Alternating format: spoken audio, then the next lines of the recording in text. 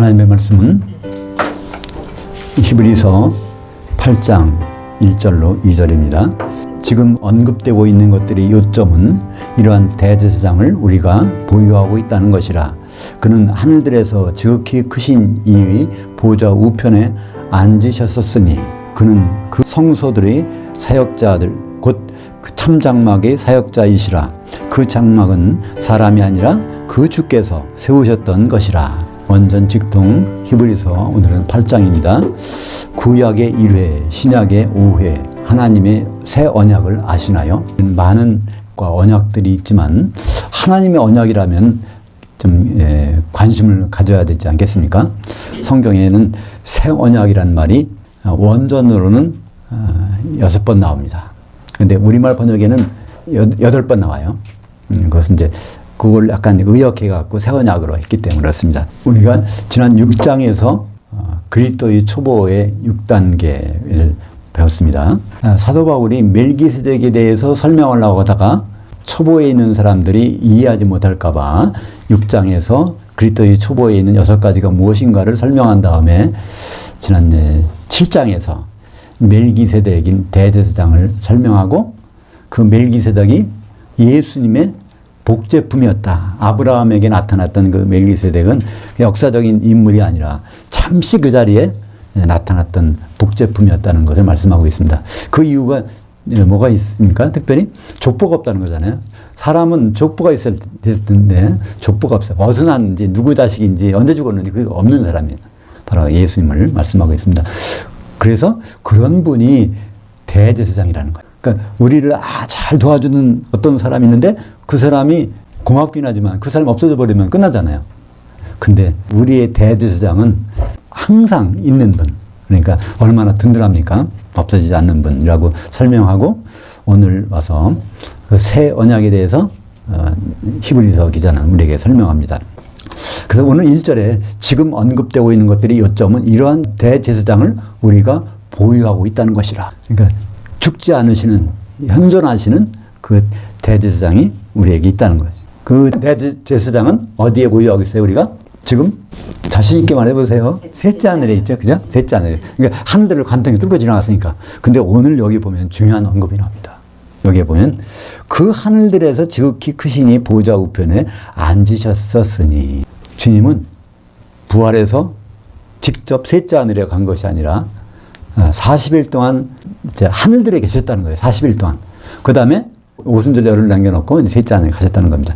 중간 단계에서 설명을 하고 있어요. 이 구조를 이해해야만이 사도행전 1장 3절 내용을 알 수 있습니다. 어떻게? 예수님이 사도들과 40일 동안 만났는지. 그러니까 부활하신 예수님이 영의 몸을 입고 40일 동안 사도들을 만난 장소가 어딜까요? 하늘들에서 영적인 장소에서 만났다는 겁니다. 그죠? 그래서 이분 오늘도 하늘들에서 지극히 크신 아버지 하나님이죠. 아버지 하나님은 어디 계실까요? 아버지 하나님은 무소부재하십니다. 하늘들에도 계시고 셋째 하늘에도 계시고 아버지는 하나님은 무소부재하신 분이에요. 그래서 이제 예수님이 이제 부활하셔서 하늘들에 잠깐 있었어요. 그래서 거기에 보면 아오리스트는 어느 시점에서 잠깐 있는 거 있는지 모르지만 그래서 40일 동안은 하늘에서 아버지의 보좌에서 앉아 계시다가 이제 셋째 하늘로 올라가셔서 거기도 아버지가 계신데 거기에서 성령을 보내주셨다는 것을 이렇게 자세하게 히브리서 기자는 설명하고 있습니다. 아버지 하나님이 무소부재하시다는 것은 어떻게 알 수 있을까요? 마태복음 6장 9절에 그러므로 너희는 이렇게 기도하라. 그 하늘들에 계신 우리 아버지요. 그래서 아버지 하나님이 현 주소를 하늘들이라고 예수님은 우리에게 말씀해 주셨습니다. 근데 요한계시록 4장 2절에 보면 내가 곧 영으로 있었더니 보라 그 하늘에 보좌가 있고 그 보좌 위에 앉으신 이가 있는데 여기 보면 거기는 셋째 하늘 어린 양이 거기 있는 그곳에 아버지 하나님의 보좌가 있다는 말이에요. 그러니까 아버지 하나님은 무소부재하시다. 하나님은 똑같은 하나님이지만 하나님의 구속사를 완성하실 때까지는 그 역할 분담이 돼서 위치 이동을 하신다는 것을 말씀하고 있죠. 그래서 우리는 하나님은 삼위일체시다 하는데 그것은 반은 맞고 반은 맞지 않습니다. 구약에서는 맞아요. 신약에서는 그렇게 활동을 안 하신단 말이에요. 그죠? 예수님이 하늘로 우러러 아버지께 기도하시잖아요. 그리고 내가 가면 성령을 보내신다고. 그러니까 삼위일체면 어떻게 그게 됩니까? 구약에서 여호와가 엘로힘으로 있을 때는 그렇게 되지만 이게 달라진다는 것이죠. 우리는 신구약을 합해서 삼위일체라고 하니까 그거를 맞추기 위해서 뜯어 맞추기 위해서 신학자들이 많은 노력을 합니다. 지금도 노력을 많이 해요. 그래서 그걸 인정해야 돼요. 구약의 엘로힘은 세 하나님께서 한 몸으로 활동하셨다. 그래서 동사가 반드시 단수다. 네. 신약에서는 테오스가 단수니까 아버지 하나님인지 아들 하나님인지 성령 하나님인지 장소 이동 관계가 구원된다. 이렇게 말씀을 할 수 있죠. 그 사도행전 1장 3절에 보면 그가 고난받으신 후에, 그러니까 고난받으신 후라는 것은 죽으시고 부활하신 후에 또한 그들에게, 사도들에게 확실한 많은 증거로 친히 살아계심을 나타내사 40일 동안 그들에게, 누구? 사도들에게 보이시며 그 하나님의 통치 일들에 관하여 말씀하시니라. 그러니까 여기서 좀 더 사도행전 1장 3절이 히브리서 8장 1절을 보면 분명해지죠. 사도들을 어디 가서 만났는지. 에베소서 2장 5절에 또 사도들과 어디 있었는지 설명해 줍니다. 허물로 죽은 우리를, 이때 우리라는 것은 사도들입니다. 그리스도와 함께 살리셨고 또 함께 일으키사 그리스도 예수 안에서 그 하늘들에 함께 앉히셨으니, 사도들이 예수님과 같이 하늘들에 있었다는 거예요. 근데 계속 있는 것이 아니라 아우리스트, 그러니까 승천하기 전까지는 하늘들에서 사도들이 예수님과 더불어 영적인 세계에서 같이 있었다는 것입니다. 그 위치 관계, 공간 관계가 히브리서 4장 14절에, 그러니까 히브리서는요, 이것을 아주 정확히 칼로 두부를 자르듯이 이걸 계속 설명해줘요. 그러므로 우리는 큰 대제사장을 보유하고 있으니, 현재 어디에 보유하고 있냐면 그 하늘들을 뚫고 나가시니 곧 그 하나님의 그 아들, 맏아들 예수시라. 부활하신, 맏아들로 부활하신 그분. 그래서 아주 이미 하늘들에 지금 안 계셔. 왜냐하면 지나갔으니까. 또 7장 26절에도 이러한 대제사장은 우리에게 담당하니 거룩하고 악이 없고 더러움이 없고 죄인에게서 떠나 계시고 그 하늘들보다 높이 되시니라. 그래서 하늘들을 관통해서 셋째 하늘에 계시다는 것을 계속 말씀하고 있습니다. 2절 보겠습니다. 그는 그 성소들의 사역자 곧 참 장막의 사역자이시라. 그 장막은 사람이 아니라 그 주께서 세우셨던 것이라. 여기에 성소들이라고 신약성경에는 지성소라는 말을 안 쓰고 성소들이라고 써요. 그러니까 구약에 보면 성막이나 성전에 보면 뭐가 있어요? 성소와 지성소가 구분됩니다. 뭐로 구분될까요? 휘장이 있어서 휘장 이 바깥쪽에는 성소라고 하고 휘장 안쪽에는 지성소라고 합니다. 근데 그거를 신약에서는 그냥 그 성소들이라는 말로 썼어요. 그러니까 그 성소들이라고 하면 지성소까지 포함되는 겁니다. 그러니까 히브리서에서 계속 그 성소들이라는 말이 나와요. 복수로 나옵니다. 그때 그건 지성소까지 포함해서 하는 말이구나. 근데 우리말 번역은 뭐라고 될까요? 성소라고 났어요. 지성소까지 못 들어가는 분이네. 이렇게 착각하게 만들어놨어요. 복수를 해야 되는데 단수를 해놨단 말이에요. 우리말 번역은 끝까지 단수입니다. 그러니까 그냥 지성소에 못 들어가지고 밖에서 얼쩡대시는 분인가? 이상하게 생각할 수 있도록 만들어놨어요. 그래서 지성소의 사역자, 예수님은 지성소의 사역자라는 겁니다. 그것도 하늘들에 세워놓은. 그 다음에 이분 지금 그 대제사장은 셋째 하늘에 갔으니까 지금 지성소가 셋째 하늘에 있는 건데 하늘들에서 있을 때도 거기에 지성소를 세워놓으셨다고 말씀하고 있는 것이죠. 그래서 그 세우셨던 것이라, 아우리스로 세워서 거기에 고정된 것이 아니라 세우셨던 것이라. 헬라 말에서만 있는 특별한 용법, 아우리스트 있습니다. 지성소의 휘장은 무엇이 있을까요? 땅에서는 지성소와 성소가 구분되고 있지만 진짜 원래 모습은 뭐가 되는지를 여기 설명하고 있습니다. 히브리서 10장 19절 앞으로 볼 건데 먼저 보겠습니다. 그러므로 형제들아 우리가 예수의 그 피를 힘입어 그 성소들에 들어갈 담력을 얻었나니 그 길은 그가 우리를 위하여 그 휘장을 뚫고 열어놓으신 새로운 살 길이요 그 휘장은 곧 그의 육체니라. 휘장이 있다는 것은 성소와 지성소의 칸막이라는 것이죠. 그게 누구냐면 예수님이라는 거예요. 그러니까 예수님이 바로 지성소를 포함한 성소라는 것을 말씀하고 있는데 그게 언제 그 현상이 일어났을까요? 누가복음 23장 44절 때가 6시쯤 되어 해가 빛을 잃고 온 땅에 어둠이 임하여 제9시까지 계속하며 그 성전의 그 휘장이 한가운데가 찢어지더라. 그러니까 공관복음은요, 마태, 누가, 마가 복음은요, 유대인 시간을 썼어요. 근데 요한복음은 AD 70년에 유대가 망하고 로마 시간을 써야 되니까 그거는 이제 우리와 같은 시간이고, 그래서 그 공관복음은요, 여기다 플러스 6을 더해야 돼요. 그럼 6시에서 6을 더하면 12시, 낮 12시 정오죠. 예수님이 아침 9시에 십자가 달리셨는데 정오가 돼갖고 여기서 해가 빛을 잃고 온 땅이 어두워져서 그게 언제까지? 9시는 9 더하기 6 하면 15시, 오후 3시. 오후 3시까지 될 때 뭐가 일어났어요? 그 성전의 휘장이 착 찢었어요. 예루살렘 성전이 이건 이미 끝났다는 뜻입니다. 성전이 아무 효과가 없어. 왜냐하면 휘장이 찢어졌는데도 안 죽었으니까. 거기에 그 6월절 제사 지내려고 제사장들 왔다 갔다 하는데 거기에 지성소를 가리고 있던 찢어지면 사람이 죽잖아요. 근데 살인사건이 안 났어, 거기서. 그러니까 성전이 옮겨졌다는 걸 알 수 있죠. 예수님이 바로 그 지성소가 되신다는 걸 알 수 있습니다. 3절 보겠습니다. 대제사장마다 예물들과 희생제물들 드림을 위하여 세워지는 자니 그러므로 그도 무엇인가 드릴 것이 있어야 할지니라. 예수께서 만일 땅에 계셨더라면 제사장이 되지 아니하셨을 것이니 이는 율법을 따라 예물 드리는 그들이 있습니다. 이것은 제사장이 되려면 어떤 지파? 레위 지파만 돼요. 그죠? 근데 예수님은 지상에서는 될 수 없어. 이미 제사장 될 사람들 정해놨으니까. 그럼 예수님은 어떻게 돼요? 진짜 하늘들과 셋째 하늘에서 예수님은 레위 지파가 아니니까 될 수 있다는 것입니다. 5절 보겠습니다. 그들 땅의 제사장들, 레위 지파 제사장들은 이 섬기는 것은 하늘들에 있는 것들의 모형과 그림자라. 모세가 장막을 지으려 할 때 지시하심을 얻은 것 같으니 이르시되 삼가 모든 것을 그 산에서 내게 보여줬던 그 본을 따라 지으라 하셨느니라. 그러니까 성막을 지을 때 그 설계도를 보여주셨어요. 그때 성막의 본체가 어디 있었을까요? 막연히 우리는 셋째 하늘이라고 생각해요. 근데 히브리서 기자는 그게 하늘들에 있다는 거예요. 하늘들에서. 그러니까 이 우주를 창조하시고 창조하신 우주 안에서 그걸 보여주셨다는 거예요. 셋째 안에 있는 걸 모세가 볼 수 없잖아요. 그러니까 하늘들에 있는 것을 신의 산에 가서 모세가 보여주고 그거를대로 지상에 있는 성막을 지었다는 것을 말씀하고 있습니다. 그 출애굽기 20장 22절에 보면 이게 바로 신의 산에서 모세가 하나님 말씀을 받을 때요. 이걸 받아가지고 이제 성막을 짓는데 여호와께서 모세에게 이르시되 너는 이스라엘 자손에게 이같이 이르라. 내가 그 하늘들로부터 너에게 말하는 것을 너희 스스로 보았나니. 그러니까 이미 아버지 하나님은 셋째 하늘에서 말씀하시는 것이 아니라 하늘들에 계셔가지고 그걸 성막의 그 본체를 보여주신 거예요. 그걸 가지고 모세가 지상에다 짓는 것이죠.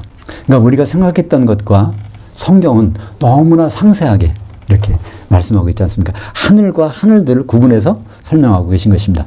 고린도서 2장 17절 이것들은 장래일의 그림자이나 실체는 그리스도의 것이니라. 그러니까 그림자로 나타나는 것들은 모두가 실체가 있다는 건데 그것은 예수 그리스도가 실체가 되셔서 그 일을 이루시고 있다는 것을 말씀하고 있죠. 우리가 생각해 그 하늘들에다가 거기다가 뭐 텐트도 치고 거기에 뭐 휘장도 걸치고 이렇게 만드는 것이 아니라 예수님 몸으로서 그걸 다 표현하고 있다는 거예요. 그랬다가 이제 예수님 부활하신 다음에 또 가서 거기 실체로서 그 지성소를 만들어 가지고 지금 셋째 하늘까지 가신 것입니다. 6절 보겠습니다. 그러나 이제 그는 더 아름다운 직분을 얻으셨으니. 그러니까 예수 그리스도는 땅의 제사장들보다 더 아름다운 직분을 얻으셨으니. 왜 아름다운 직분일까요? 더? 이거는 한계가 없어요. 임기가 없단 말이에요. 그러니까 끝까지 제사장으로 있는 그런 아름다운 직분. 그 직분은 종신직이야. 그죠? 예수님. 그래서 이 지상에 있는 레위 지파들은 종신직이 아니었었는데 그는 더 좋은 약속들로 제정하신. 그러니까 더 좋은 약속들로 제정하였다는 무엇일까요? 하나님이 이 언약을 맺을 때는 약속만 하신 것이 아니라 맹세까지 하셨다. 그죠? 맹세까지는 그러니까 그보다 좋은 약속이 없잖아요. 맹세는 하나님만이 하실 수 있는 분인데 지난번에 나왔죠? 두 가지가 있는데 하나님은 약속을 맹세까지 한꺼번에 하는 그분이십니다. 그리고 더 좋은 언약의 중보자시라. 더 좋은 언약. 그러니까 지난번에 한 번 있었어. 이스라엘 백성과 그 혼인 맺어서 남편 됐었는데 그거 이유가 아니에요. 이스라엘 백성만이 아니라 전 세계 모든 사람들을 택해갖고 그들과 혼인하시겠다는 거잖아요. 그죠? 그러니까 우리가 여기에 포함되는 히브리서 기자는요, 이건 유대인들뿐 아니라 성도들에게 말하는 것입니다.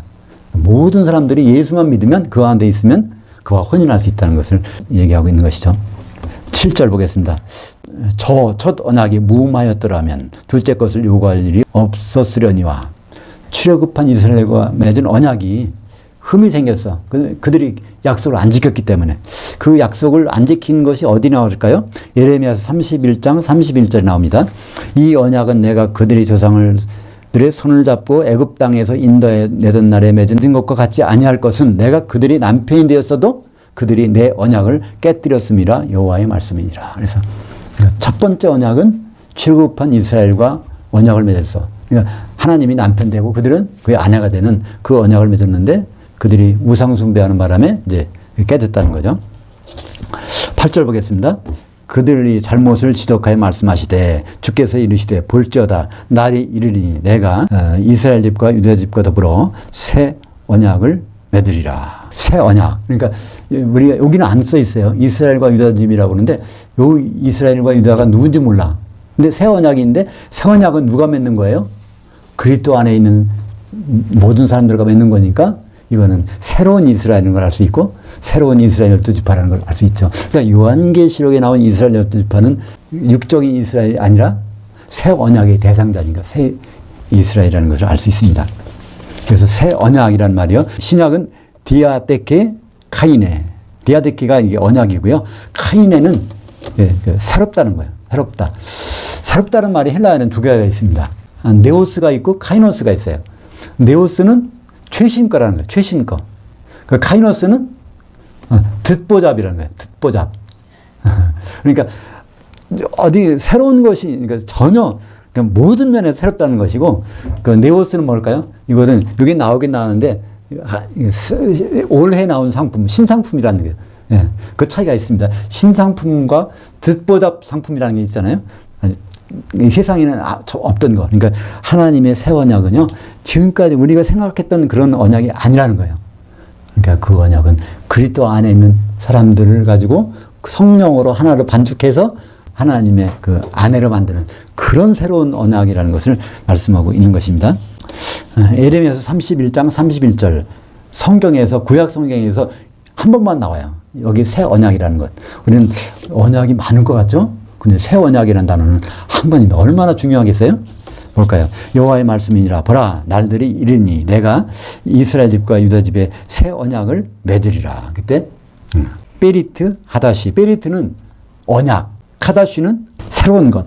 그래서 베리트라는 건 굉장히 아주 엄격한 거예요. 그거 안 지키면 당장 죽는 겁니다.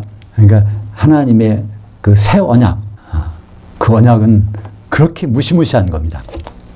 누가복음 22장 20절. 그래서 구약에 나왔던 그 새 언약을 예수님은 십자가 앞에 놓고 여기서 말씀하십니다. 저녁 먹은 후에 잔도 그와 같이 하여 이르시되 이 잔은 내 피로 세우는 그 언약이니 그 새 언약. 종관사가 있어요. 그 새 언약. 예레미야를 통해서 말씀하신 그 새 언약. 새로운 이스라엘과 결혼하겠다는 그 새 언약을 지금 너희를 위하여 붓는 것이라. 뭐로? 피 가지고. 예수님이 피 가지고 한다는 거예요. 그러니까 결국 예수님이 피로 한 것이 십자가에서 이제 진짜 피가 나오잖아요. 그 피로 그 아내를 얻는다는 막 여기서 나온 거죠. 사도행전 20장 28절. 그 하나님이 그리스도께서 자기 피로 사신 교회. 그러니까 언약을 맺기 위해서는 누가 있어야 돼요? 아내가 있어야 돼. 교회. 새 언약이기 때문에.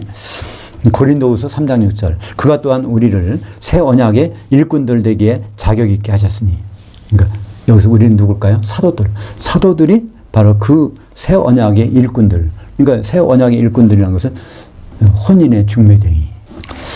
고린도후서 11장 2절. 내가 하나님의 열심으로 너희를 위하여 열심을 내노니 내가 사도로서 너희 성도들을 정결한 한 처녀로 한 남편인 그리스도께 드리려고 중매했음이로다. 이때도 아오리스트.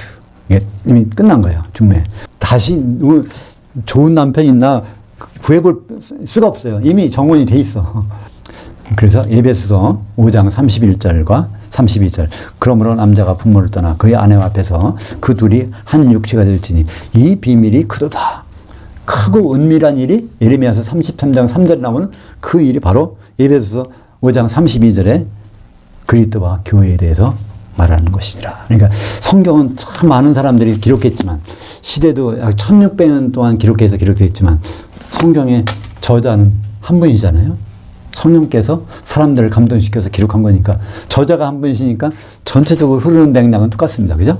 오늘 말씀 8장 9절 보겠습니다. 또 주께서 이르시기를 이 언약은 내가 그들의 열조의 손을 잡고 애굽 땅에서 인도해 내던 날에 그들과 맺은 언약과 같이 아니하도다. 그들은 내 언약 안에 머물러 있지 아니하므로 내가 그들을 돌보지 아니하였노라. 이거 바로 예레미야서 31장 32절과 똑같. 그러니까 결국 예레미야서 31장까지 내용을 오늘 히브리서 8장은 계속 반복합니다. 거기 내용을 계속 갖다 쓰는 거예요. 그러면 새 언약의 당사자들이 누굴까요? 마태복음 19장 28절입니다. 예수께서 이르시되 내가 진실로 너희 사도들에게 이르노니 세상이 새롭게 되어 인자가 자기 영광의 보좌에 앉을 때 그리스도 심판대 앞에 앉을 때 나에게 따랐던 너희도 열두 사도도 열두 보좌에 앉아 이스라엘 열두 지파를 심판하리라. 사도들이 심판한 대상이니까 사도들의 복음을 받은 자들, 그러니까 신약의 성도들이잖아요. 구약 성도가 아닙니다. 그죠? 절대로. 그러니까 이스라엘 열두 지파는 신약의 이스라엘 열두 지파는 절대로 구약 성도들이 아니라 그리스도 안에서 사도들의 말씀을 듣고 한 몸이 된 사람들을 말하고 있는 것입니다. 그 심판 자리에서 나타납니다. 마태복음 25장 31절 인자가 자기 영광으로 모든 천사와 함께 올 때 자기 영광의 보좌에 앉으리. 이것이 마태복음 19장 28절과 똑같은 자리잖아요. 그때 모든 민족을 그 앞에 모으고, 그러니까 이스라엘 열두 지파가 이제 모든 민족입니다. 이 모든 민족이 어떤 사람들일까가 그 다음에 나옵니다. 마태복음 28장 19절 그러므로 너희는 사도들은 가서 모든 민족을 제자로 삼되 아버지와 아들과 성령의 이름 안으로 세례를 베풀면서 내가 너에게 분반 모든 것을 지키도록 가르치면서 제자를 삼으라. 그러니까 여기에서 심판받는 모든 민족은 사도들이 복음을 듣고 제자된 사람들, 기독교인들이라는 걸 알 수 있죠. 그러니까 100% 기독교인들이 이스라엘 열두 지파로 예수님 앞에 서 있다는 것을 알 수 있습니다. 그러니까 여기에서 이스라엘 열두 지파는 요한계시록의 이스라엘 열두 지파하고 똑같습니다. 여기 어떤 유대인 피부치가 없어요. 전혀. 유대인도 그리스도 안에 있어야 그러니까 이스라엘 열두 지파가 된다는 것이죠. 오늘 말씀 10절 보겠습니다. 주께서 이르시되 그날들 후에 내가 이스라엘 집과 맺을 언약은 이것이니 내 법을 그들 생각에 두고 그들의 마음에 이것을 기록하리라. 나는 그들에게 하나님이 되고 그들은 내게 백성이 되리라. 그러니까 율법 가지고 육적으로 된 이스라엘 아니라 영적으로 한마디로 성령에 잠겨있는 사람들을 통해서 언약을 맺겠다는 얘기죠. 예레미야서 31장 33절 그러나 그 날들 후에 이스라엘 집과 맺을 언약은 이러하니 내가 나의 법을 그들의 속에 두며 그들의 마음에 기록하여 나는 그들의 하나님이 되고 그들은 내 백성이 될 것이라. 여호와의 말씀이니라. 오늘 11절 보겠습니다. 또 각각 자기 나라 사람과 각각 자기 형제들을 가리켜 이르기를 주를 알라 하지 않을 것은 그들이 작은 자로부터 큰 자까지 다 나를 알 것이기 때문이라. 그러니까 자기 나라 사람이라는 얘기는 전 세계에 있는 사람들한테죠. 전 세계에 있는 형제들이 있는데 거기에 하나님을 자세히 알라고 하겠다는 거예요. 왜냐하면 이미 다 알고 있으니까. 왜 알고 있을까요? 마태복음 24장 14절 먼저 보겠습니다.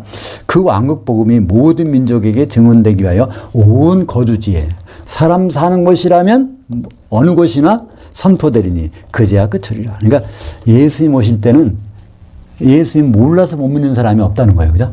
난 뭐 몰랐는데요. 그게 아니라 일부러 안 믿는 거예요. 알려줬어도. 복음이 다 전했으니까. 그래서 새 언약은 이런 사람들이라는 것을 계속 강조합니다. 그래서 12절에 내가 그들의 불의들을 긍휼히 여기고 그들이 그 죄들을 다시 기억하지 아니하리라. 유대인도 죄 졌는데 이방인들은 얼마나 죄가 많겠어요? 하나님 뜻을 따라서 살지 않았겠어요?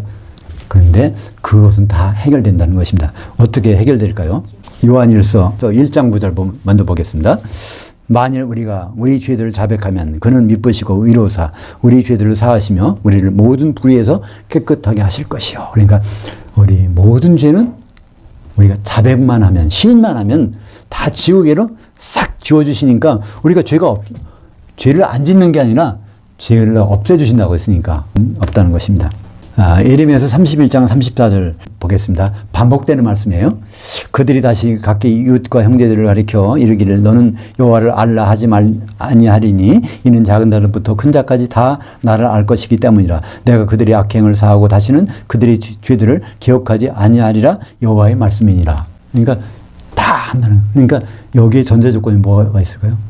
하나님은 선지자를 통해서 사도를 통해서 다 알려주셔서 그러니까 알려고만 하면 다 알게 된다는 거예요. 말 안 듣고 그걸 귀를 막아서 그렇지 다 알 수 있다는 말입니다. 근데 왜 사도들의 말씀은 뭐로 전해질 말씀이라고 했죠? 뇌마, 다 뇌마다. 그러니까 한마디로 성령으로 알려주기 때문에 성령을 임하게 되면 알 수 있다는 말이 어디 나올까요? 요한복음 14장 26절. 보혜사 곧 아버지께서 내 이름으로 보내실 성령 그가 너희에게 모든 것을 가르치고 내가 너희에게 말한 모든 것을 생각나게 하리라. 여기에 너희라는 말이 뒤에 있어요. 각자 나간입니다. 우리가 교회를 이루고 있다면 거기는 성령이 충만하시니까 다 알게 된다는 거예요. 요한일서 2장 20절 볼까요?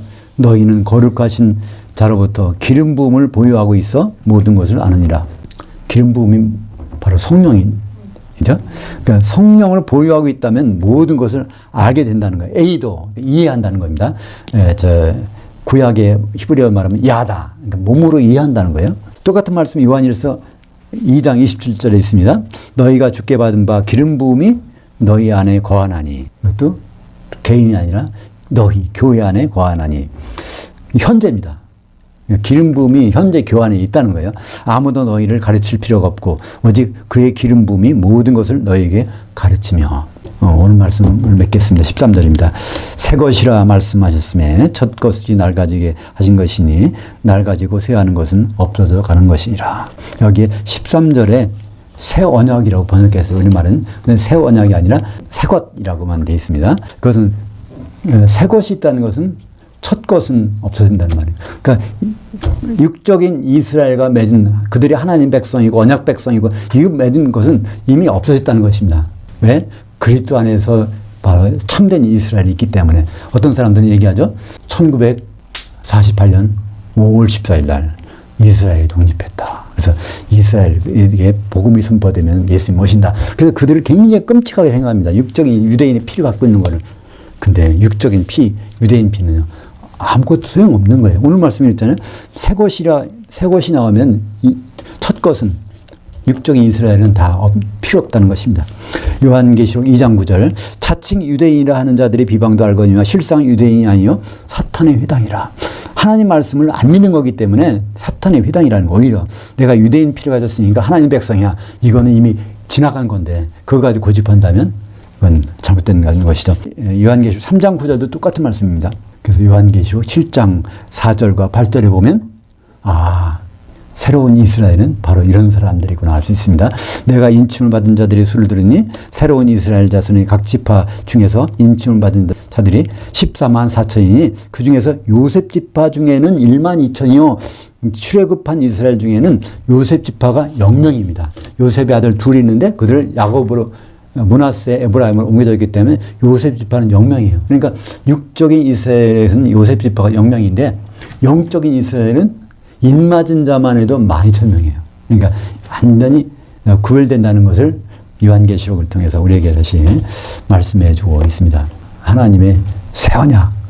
우리는 언약이라는 말을 많이 들어봤고 막연히 할 수도 있지만 새 언약은 분명합니다. 바로 그리스도와 교회가 혼인하는 언약. 이미 언약은 맺어졌고 이제 완성되는 일을 우리는 기다리고 있는 것입니다. 기도하겠습니다. 하나님 아버지, 예레미야서 31장 31절에서 새 언약을 말씀하신 하나님 아버지, 누가복음 22장 20절에서 주님은 그의 피로 새 언약을 세우셨습니다. 예수님 피로 바로 교회를 세웠는데 우리가 주님과 만나서 하나 될 때까지 하와의 심정으로 아담을 기다리는 그런 마음으로 살게 인도하여 주시옵소서. 예수님 이름으로 기도합니다.